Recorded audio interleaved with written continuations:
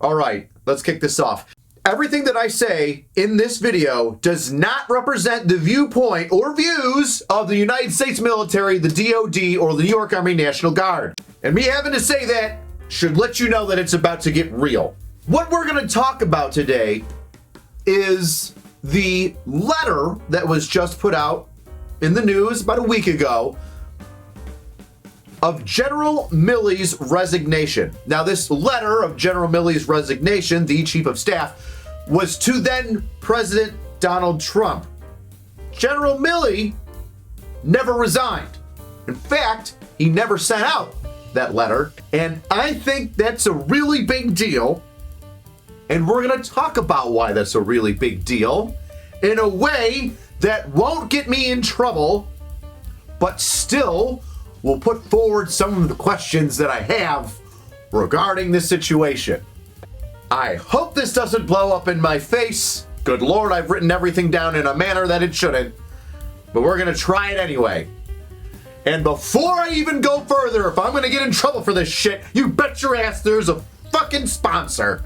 Warpath, battle on the ground and in the air all across Europe. Emerge victorious in this classic real-time strategy game. With advanced aerial units, a new dimension of warfare has opened up to commanders. With intense air-to-ground combat and devastating airstrikes. Build your forces and unleash your fury on your foes. And what would Warpath be without an insane amount of weapons? Warpath's weapon systems contain 104 tanks, 34 artillery pieces, and 27 different infantry armaments that you can select and modify. Plus, with the realistic maps and battles based on historical events and landmarks, you can return to an actual battlefield and change the tactical strategies in real time. Warpath also organizes tournaments where new and old players can battle against one another for high cash value prizes. Some prize pools are as large as $15,000, and everybody has a chance to win. So be sure to click the link below to start your Warpath experience and support the channel. All right, let's get down to it. The letter in question is right here. I'm going to let you read through it, pause it, feel free, go right ahead. But generally, the letter from General Milley to then President Trump that was never sent, but was penned and almost put forward, states that General Milley doesn't like the direction in which the president is taking the military. He thinks that the president is doing a discredit to the military. Their values don't align, and neither do, well, their plans for the future of the military. Now, you're going to say, AC, generals resign all the time. They don't like presidents. Presidents don't like them. I hear what you're saying, but the part that is weird for me here is that General Milley didn't put this forward, and I'm quoting, I wrote this down so I don't get in fucking trouble. I'm quoting CNN here. But General Milley stated to his staff, fuck that shit, I'll just fight them. If they want to court-martial me or put me in prison, have at it. But I will fight from the inside. I will fight from the inside, and other statements from the Chief of Staff, the highest ranking general officer in the United States military, is significant when said to or about the then sitting president, for whom is the commander-in-chief. I don't know if I used for whom right. Whom is the commander-in-chief? Words are hard, and I'm trying to watch what I'm saying. So let me put this in a nice little package for you. General Milley didn't like what then President Trump was saying and or doing and portraying the military and the future of the military, right? He writes the letter and says, I'm gonna quit. This is why I'm upset. But instead stays and actively, I'm going to say, subverts the President of the United States. Over-explaining is necessary. We go on to the next step of why I think this is super important. This whole thing. This hasn't happened in the history of the United States since ever.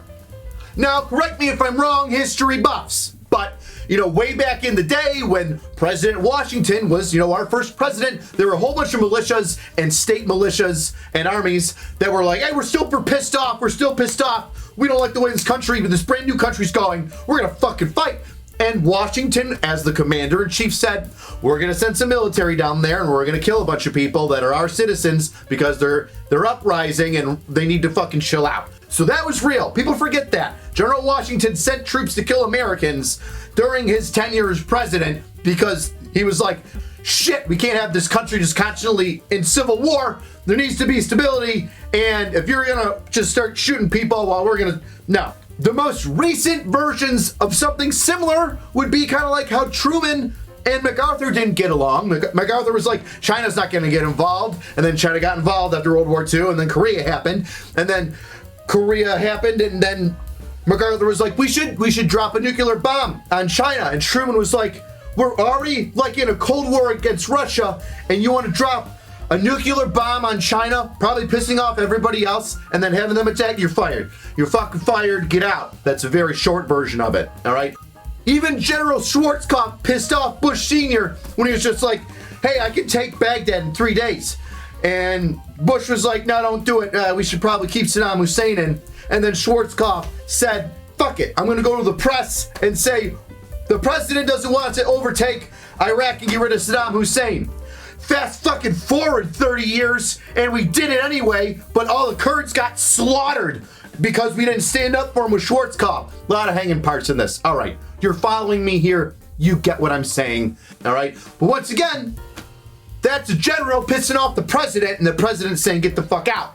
Not a general looking at the president and saying, fuck you, I'm going to work against you while seemingly working for you.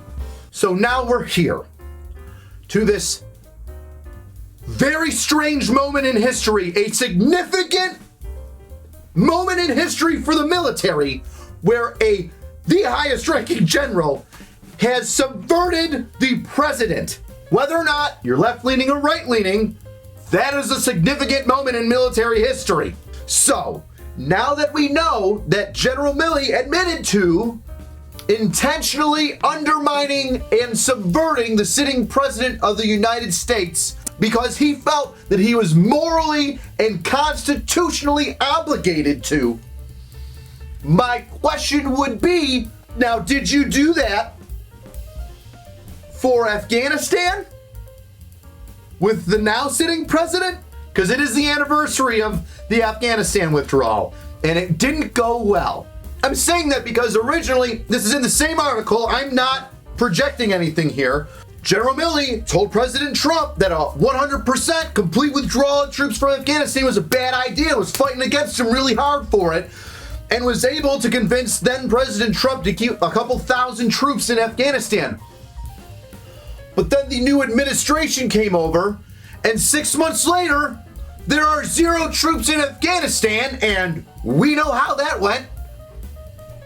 Poorly, because it's been a year and a lot of people fucking don't really like how that went. If you felt morally obligated to push against Trump during Afghanistan during his presidency, enough so to subvert him, as you stated, in CNN and all these other news publications, did you or did you not do the same thing for Biden? And did he or did he not listen? Which then caused the Afghanistan fall. Because boy, it sure would have been nice if he did it. A year ago, after Trump was gone. It makes me think of 3 possible scenarios. 1, General Milley was constitutionally and morally against what happened in Afghanistan and fought it, but unfortunately, the president said, well, no, we're going to do what I want to do. 2, General Milley was morally and constitutionally objecting in here, but not outwardly, and just let Afghanistan happen. Or 3, that the fall of Afghanistan was completely in line with General Milley's morals, and that was a good plan. But it didn't end up that way, obviously. And then I have another question. For everybody that got kicked out of the army right? The Reservist National Guardmen's active duty component was 60,000 last month, like 2 months ago in June. Was there a strong moral obligation for you to do the same thing there? And did you, or did you not? Was that not a good moral obligation point? 60,000 troops leaving at once seems like, well, obligation. But now let's talk about those 60,000 troops. They had a moral and constitutional objection against the vaccine. If yours was valid, are theirs not? And if you can do it, can they not? Because now there's a standard to where if I or other military members feel morally or constitutionally obligated to do something, and it might be against the rules or against a superior officer, that's okay, because it's morally and constitutionally good. But that's just a question. I'm not saying anything right or left. I'm not holding anybody accountable for anything. I'm just asking. Moral obligation versus Trump was that's what you felt was right. Did you morally obligate for the Afghanistan fall? Did you morally obligate for 60,000 troops, just 60,000 troops getting booted out for a vaccine that the CDC just put out guidelines stating that it's basically the same as, catching it? Nobody's written a story on it yet, so that's why I'm asking. Final part. So, once again, if they want to court-martial me or put me in prison, have at it, but I will fight from the inside. Hypothetically, what if Trump, or a very pro-Trump, obviously Republican, not Democrat, gets voted into office in the next 2 years, 2.5 years? Could you be brought up on charges for now admitting that you are subverting the president? And and let's just take the January 6th riots out of that, right? This was way before then. Could the new president see you subverting the previous president? As what? What charge? What charge would you get? This is also me just wondering. Treason? Is that really a thing? I don't think you'd get treason. It's not like he spied on somebody and then gave information over to, an enemy country. Dereliction of duty? Would you get a GOMAR? Could a 4-star chief of staff get a GOMAR? The General Order or Memorandum of Reprimand? Could he get demoted? Sent to the brig? Congress would obviously have a field day with that. Okay, so that's why I think this story is super important, and am confused as to why nobody's losing their mind at how important this single event in military history is. The highest ranking general subverting at the time, President of the United States. Once again, not political, not taking any sides. I'm just saying that is amazing. Okay. Yeah, I'm probably, well, if I die, it's the Clintons. It's the fucking Clintons.